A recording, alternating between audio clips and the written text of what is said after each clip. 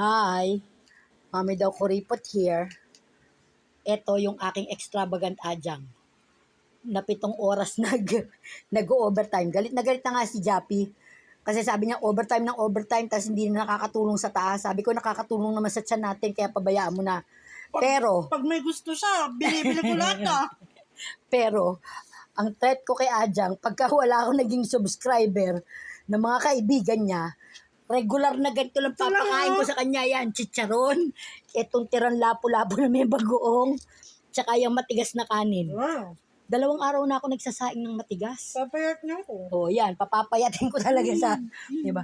Pero sa totoo lang, hindi ka papayat sa sarap ng ng sausawan pa lang. Oh, di ba? Pag gusto na yung isang bandehado. Ito lang pagkain ko Oh, di ba? Paano kaya papayat to? O basta mag-subscribe na daw kayo. O Sinam, Gusto mo bang kumain ng totoong pagkain? hindi na kami lalabas.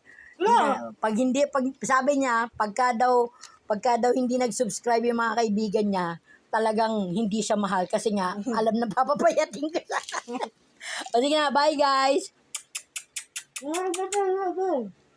Kiss yun.